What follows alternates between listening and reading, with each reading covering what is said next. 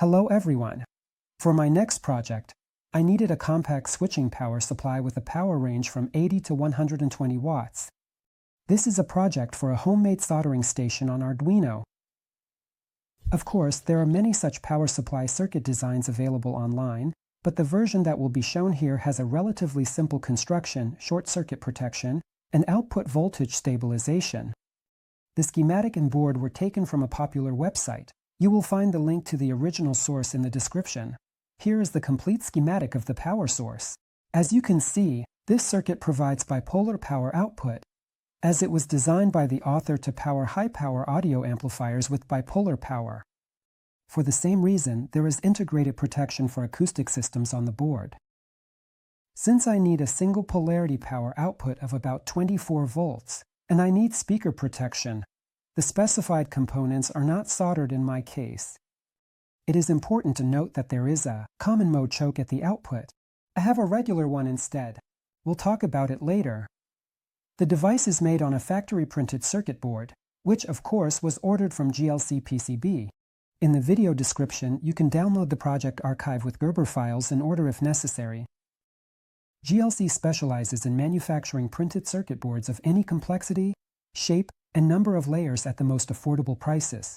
There is a service for creating solder stencils and industrial 3D printing. Ordering boards is very simple. Just upload the Gerber files of your project to the company's website, set the necessary options, and place your order in just a few minutes.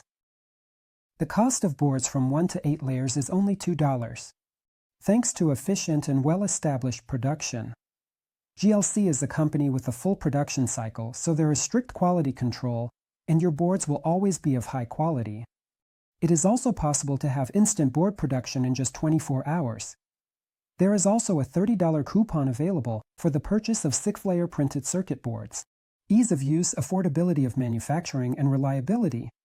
In this matter, trust the company JLCPCB, link in the description. Now, let's talk about the circuit. This is a classic half-bridge converter based on the advanced PWM controller SG3525. The chip with this setup operates at a frequency of about 48 kHz. Its output is loaded onto the primary winding of the isolation transformer, whose secondary windings control the transistors of the half-bridge converter.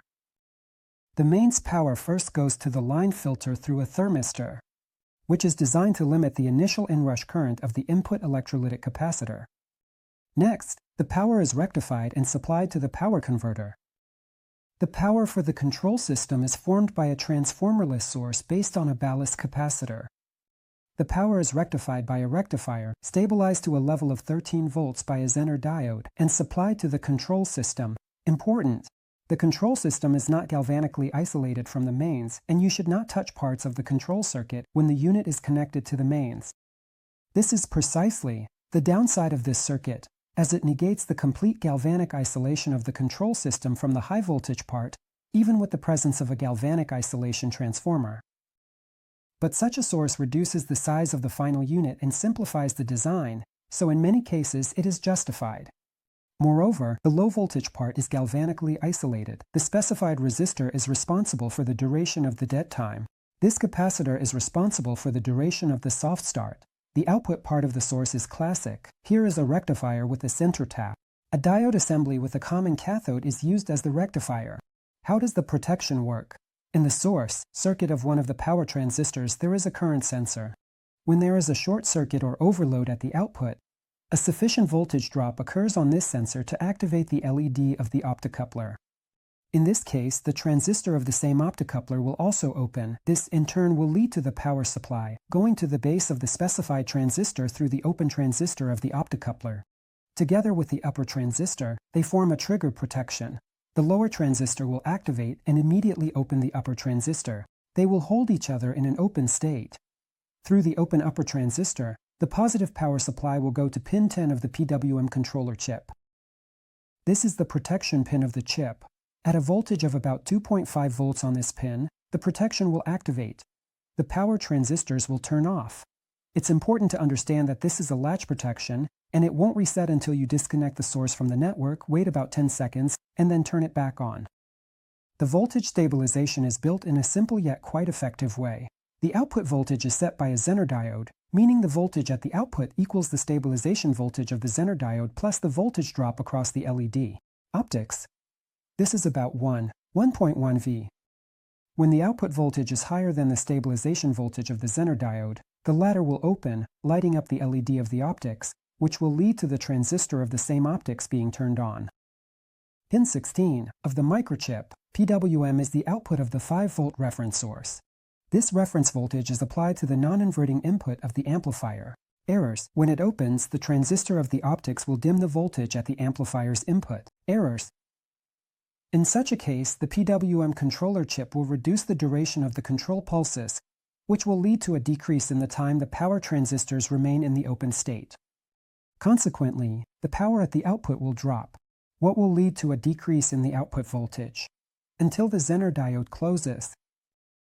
We figured out the operation, let's move on. The power transformer is wound on a ferrite core with a permeability of about 2200. Dimensions and winding data. Specifically, my transformer is right in front of you now. Despite the fact that the transformer core has insulation, it's worth additionally insulating everything, since we will first wind the high voltage or mains winding. In my case, the winding is done with a double wire and contains 49 turns, evenly stretched across the entire core. After winding, we place several layers of the same insulation on top and wind the secondary windings. They are identical here, and for equivalent winding, it's worth winding both windings simultaneously. The number of turns is 10, wire diameter is 0.85. The winding is also evenly stretched across the entire core. Next, it's necessary to phase the secondary winding. That is, connect the start and end of the windings to form a center tap, which serves as the output ground. The start of the winding is indicated by dots on the schematic and on the board. After this, I wound the isolation transformer, the dimensions of the magnetic core and the winding parameters. Now in front of you. Green cores, which are often used as common mode chokes in the circuit of a power line filter, are perfect for winding this transformer. In the input section of switching power supplies, they have a magnetic permeability of 6000 and above. Classic cores with a permeability of 2 to 2500 are also suitable. Important. These cores that are now in front of you are not suitable. This is a different material.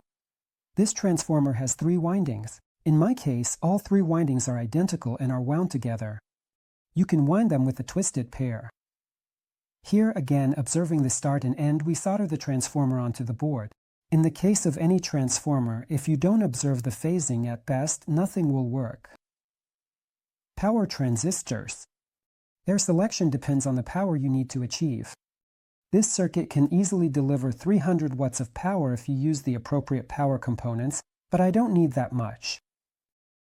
You can choose switches with a current of 5 to 7A, with a drain source voltage of at least 400 V, but preferably 500 or 600 V. If using transistors with an insulated substrate, additional insulation from the heatsink is not necessary. In the case of regular ones, both transistors are insulated from the heatsink with insulating thermal pads and plastic washers. The same applies to the output rectifier. The choice of rectifier directly depends on the output parameters of the power supply. It is desirable to have at least a 3-fold margin for both voltage and current. After full assembly, connect the device to the network, but not directly. Use a 40 to 60 watt incandescent lamp connected in place of the fuse. Under normal operation, the filament of the lamp should not light up. At the same time, the output of the source should have the nominal calculated voltage. If everything is in order, remove the lamp and test the power supply under load. My version provides 100 watts at the output without significant drops, but the calculated maximum power is higher. It is worth mentioning that this source does not have high-quality stabilization, and the output voltage under load may deviate slightly, which is completely normal for less demanding loads. That's all I wanted to tell and show today. All necessary links, including links to consumables and the original source, can be found in the description. There will also be a project archive with the schematic and Gerber files of the printed circuit board, in case you decide to order it from a factory. Don't forget to rate this video, comment, and share it with friends. By doing so, you provide strong support. That's all from me. See you next time. Goodbye.